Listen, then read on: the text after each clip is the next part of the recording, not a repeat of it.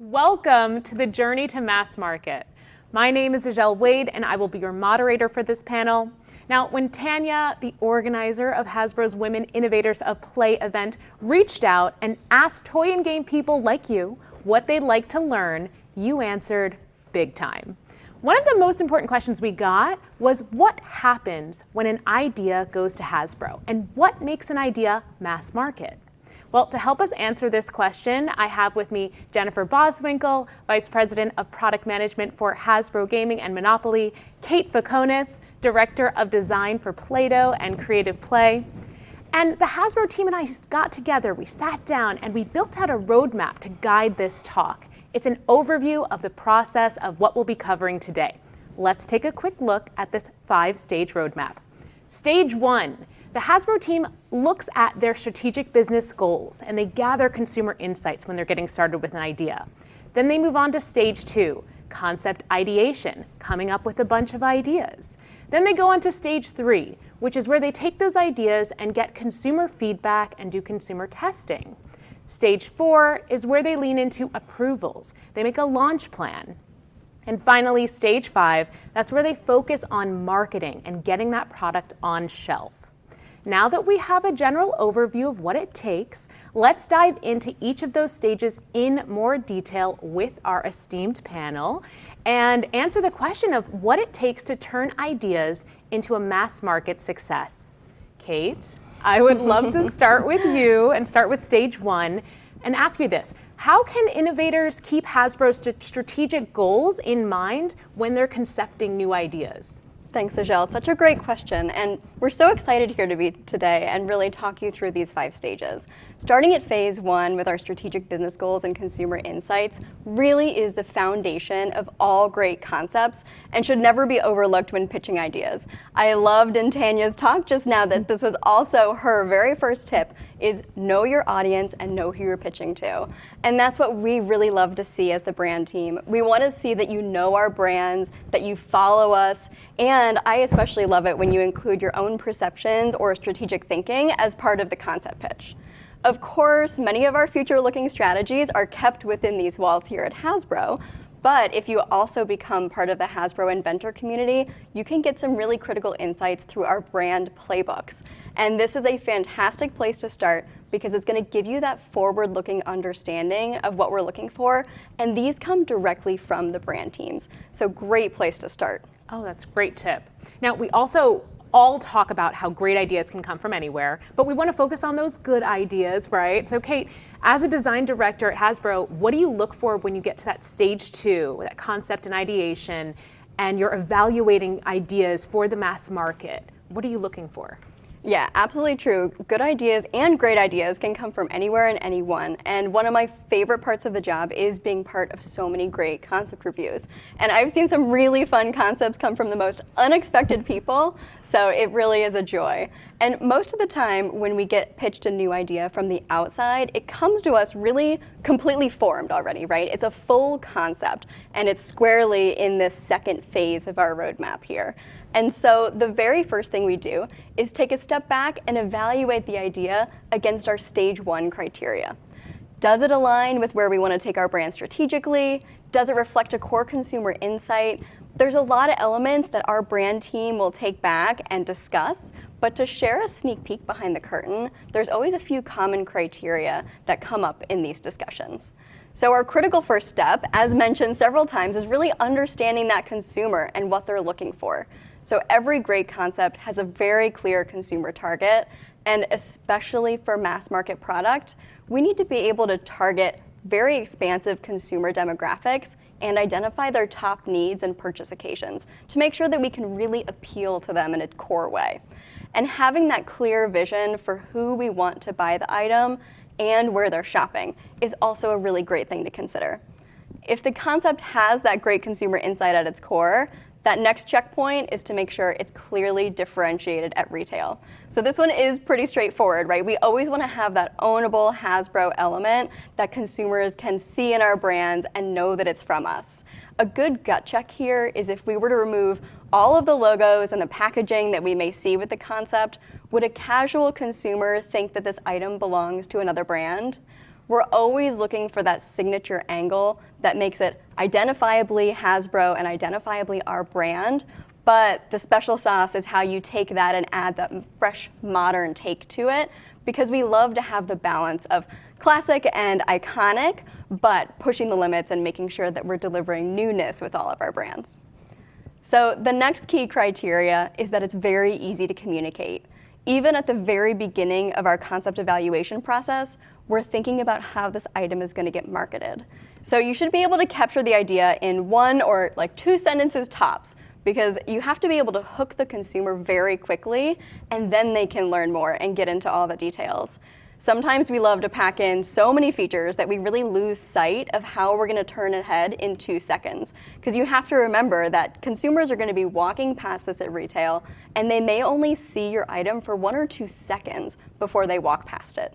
So that big, bold design that really captures their attention, and they get it, they get what it is and how to play with it in a glance, is exactly what we're looking for. And then when we engage the consumer, they pick up the item, and then that's where we can wow them with the depth of play and really draw them in.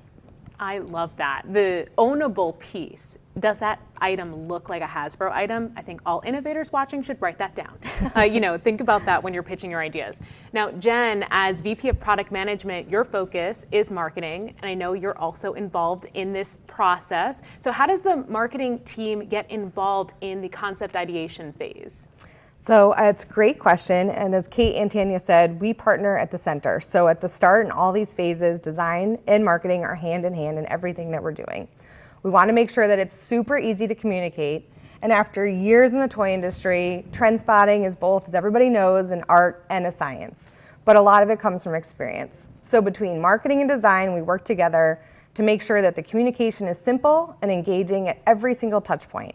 When we look at concepts, it's pretty hard to brand new inventions never seen before in the toy industry. With Hasbro turning 100 years old this year, we are looking for different levels of innovation on what would make this idea unique for this special consumer. Once we identify the unique idea, it's time to build the story. Now that story is different. It could be a different story of how we're going to communicate that to the buyers at retail, the shopper making the purchase, and ultimately what that end consumer is going to love and be looking for in our products. As we know on brands like Play-Doh, for our youngest kids, women make over 60% of the purchases. Although influenced by kids, we do want to make sure that we're keeping all of this in mind as we're bringing new ideas to market. Look, Jen, that was such a great part. Innovators, if you're listening, write that down. She has to have an idea that's unique when she's selling it, so make sure your ideas do that. Now, we've covered our stages 1 and 2, focusing on strategy and ideation, but after the concept has been reviewed and aligned to a clear consumer need and a business objective, stage 3 of the Hasbro development process is all about consumer testing and product refinement. So Kate, can you describe the evolution of a concept in this stage? What happens?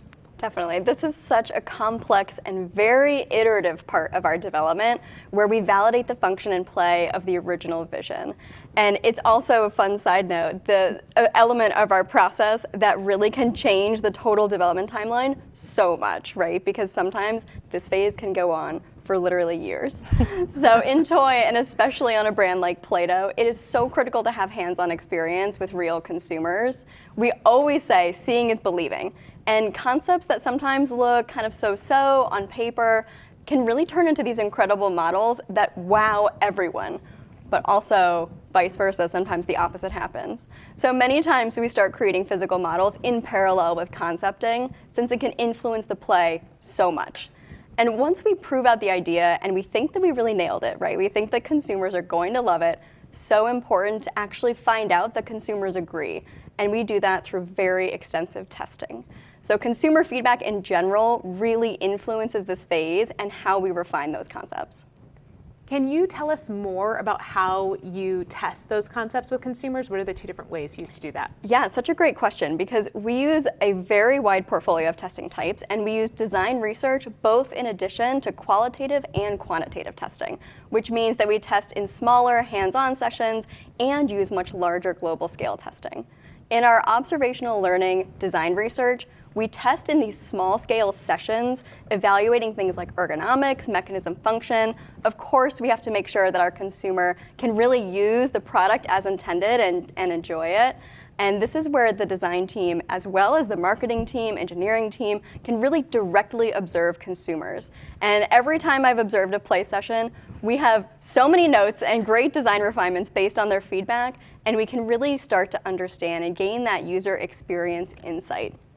And then with our global qualitative and quantitative testing, we dive in deep with kids and parents to understand how they think about the world, how they want to engage in play, and we gauge mass market appeal for products through a very strong concept to shelf testing pipeline.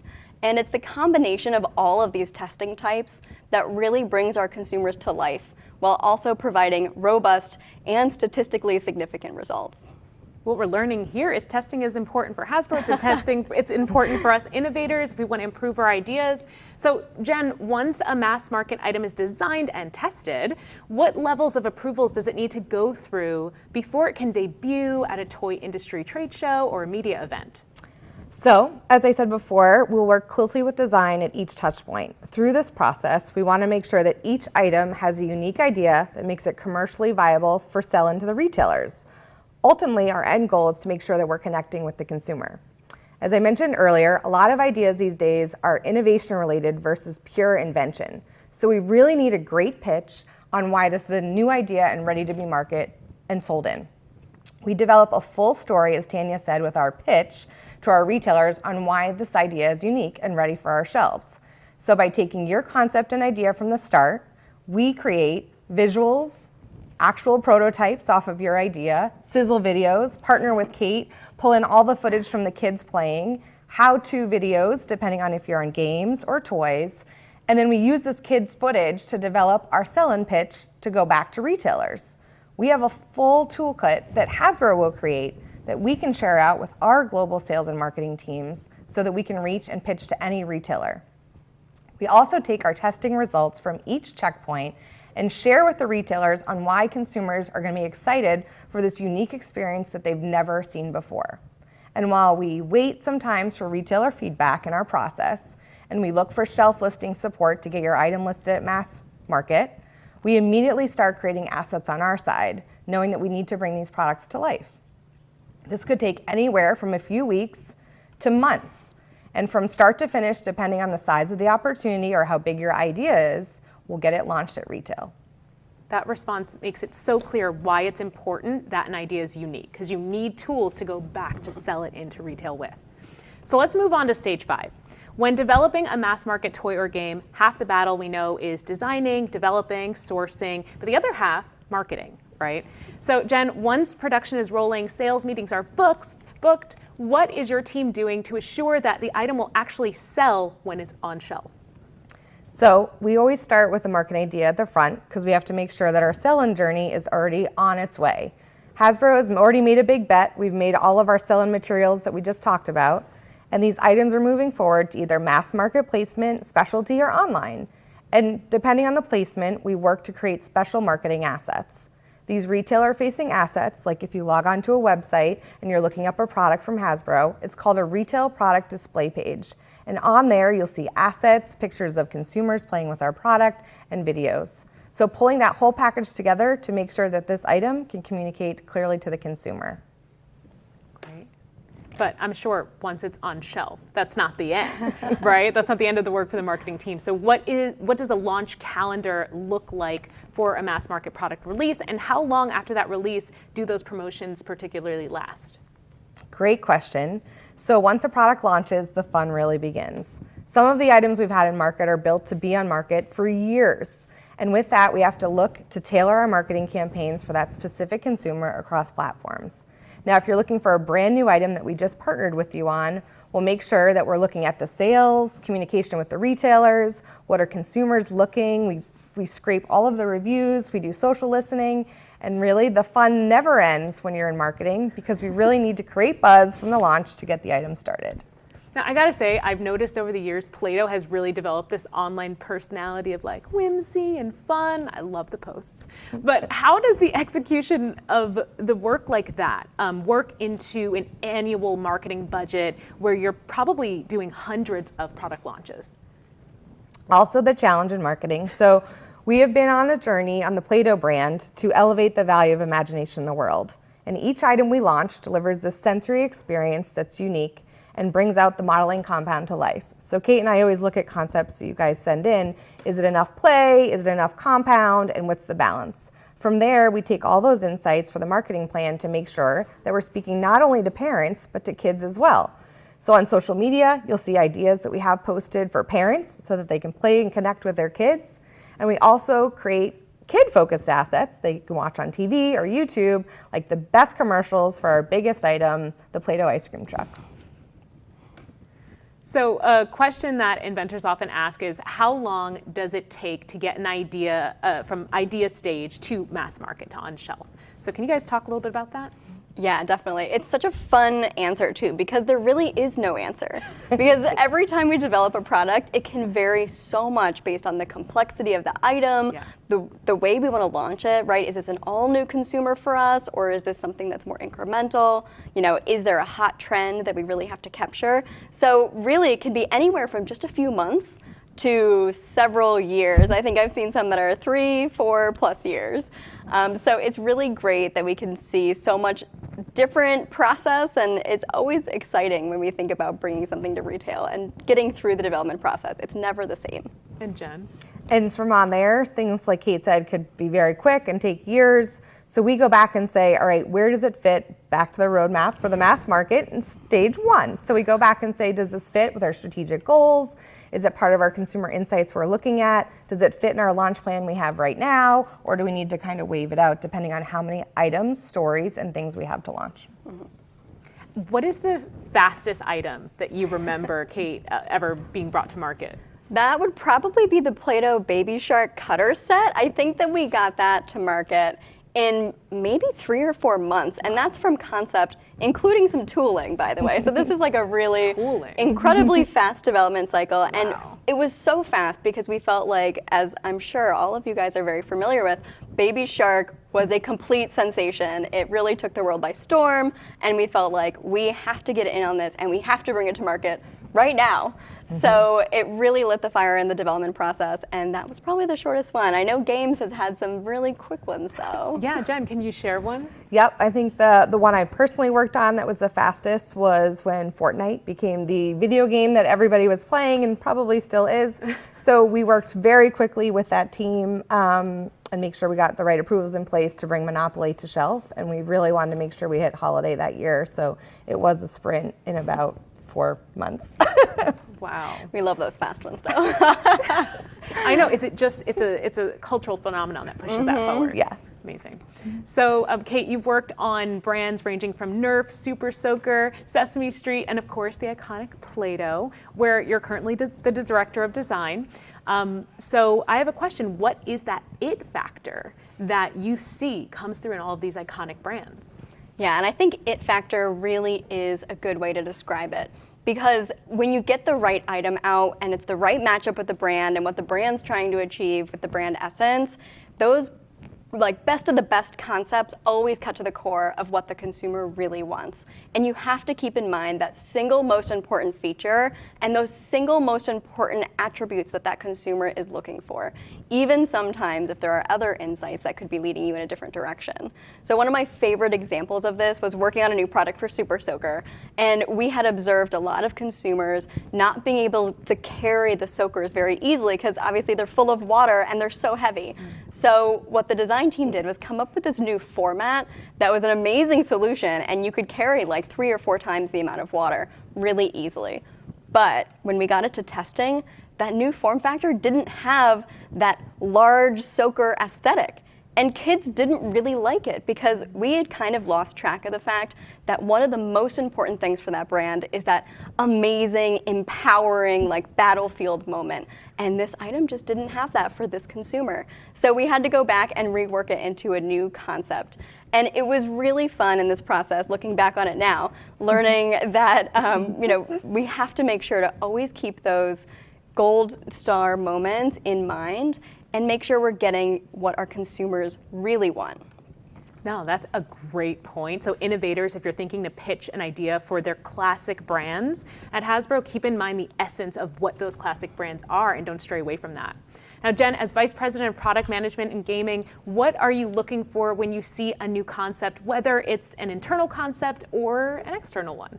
So when we look at games versus toys, I think the first thing you have to look, and Tanya brought this up as well, is the game fun? So believe it or not, we do get some concepts in where you play it through and there's an element of it that just doesn't feel engaging. So we play it, and depending on the style and how engaging it is, we want to ask these questions. Is it fun? Does it give you a thrill? Is it similar or different to other games you've played? Is it a familiar play pattern that we've already had? And what's the unique spin on it so that you can either have a winner or a loser or cooperatively work together to make sure that this gaming experience is unique and perfect for that consumer. Yes, and Kate, we were talking, and you've been at Hasbro 14, almost 15 years now. So over your time here, I'm impressed. Over your time here, I'd love to hear how you see that the product selection has changed for Hasbro over the years, and what has maintained consistent. Yeah, and it's so fun being here for so long, because so much has changed, right? And I think one of the things that I personally experienced so many times and so often all throughout my career is how important consumer feedback has been and how Hasbro has really grown a lot in our insights process and understanding the global relevance. And we're really much more focused on those big opportunities that have the strong global and mass appeal to drive businesses forward. And I love seeing Hasbro continue to invest on our biggest bets to make sure they're the best they can possibly be. That's great. What do you think separates Hasbro products from the competition? It's a great question, because I think that there's so many different brands within the Hasbro portfolio. Each one really has its own unique twist to it that I think the total combination of what the brand stands for and how it comes to life, not just through product, but in every experience, right? So many of our brands have great entertainment or licensed products, and it's the total scope of keeping those consistent brand languages together. I think you can always spot a Hasbro brand because it has such consistency at its core, and it's activated in so many different great ways to bring it to life for our consumers. Yeah. Same, I was just gonna say, it's all about the experiences that our brands have brought to life for, some as long as 90 years, like Monopoly, and you look at Transformers with over 40 years in the market, and these experiences that we continue to reinvent for the modern consumers today and bringing smiles and laughter and joy to these households. I'd love to close out with my favorite question for both of you.